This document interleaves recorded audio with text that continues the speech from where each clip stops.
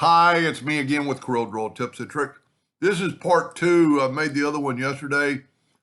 And if you want to take a screenshot, if you didn't get a screenshot of that one from yesterday. But this is what we made. And I said you could do a lot more with it. So I'm going to ungroup this. You know what? I'm going to take away the black background for a second. I'm going to ungroup this. And just to kind of show you, if you'll take away two of them, because you need two of them to stop the color from, if you take away this one, then that color will bleed through. So now we're going to take, so we went blue and dark or lighter toward the inside. So we're going to get the Smart Fill tool and take the turquoise and put turquoise here, here, here, and here. Now we can take this away. Don't ever forget to turn off your Smart Fill tool. See how it stopped the color? Now this is a group, so I can move it out of the way, and I can group this, Control G. Now we went darker on the outside. Let me put it back. Well, I need to grab the turquoise one. And we got lighter turquoise, so I'm going to grab that now this time and put Interactive Fill tool and put that dark blue this way. Well, what did I do? Oh, all I have to do is do this. Nah, that doesn't look worth a flip. But you know, you could do other things. You could put a white in it, bring another blue here, kind of have a line through it.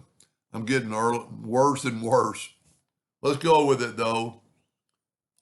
Control G to group it. We're in the center of the page, so alternate C and rotate it 90 degrees. I didn't Control D. Whenever I do that, I go back to 0. Then Control D, Control D. That doesn't look half bad. But there's another way that you can play with this. And this is all from the first one I did. It's a 20-inch circle, if you remember from part one. We'll take the ellipse and make a 20-inch circle. And we'll make it black. And we'll hit P. And we'll go to Object, Order, Back a Page. And we put black in all the other lines that quick. Now, it is still selected.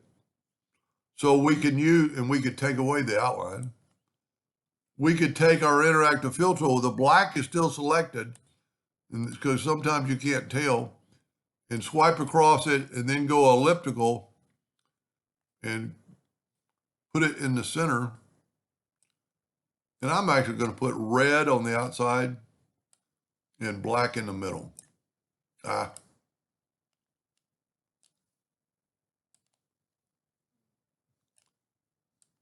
Maybe not so much. I kind of like it all black. But then you could put, let's just see what happens if you put a white in the middle. That looks pretty good. Let's put another black, put another black on both sides of it. And just have one ring of white. Kind of looks like a piece of aluminum piping back in there. But anyway, the possibilities are endless.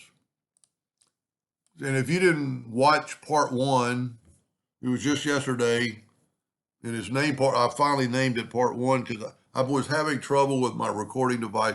I gave up and rebooted everything, and everything's back to working. But anyway, I hope that helps somebody someday, and thank you for watching.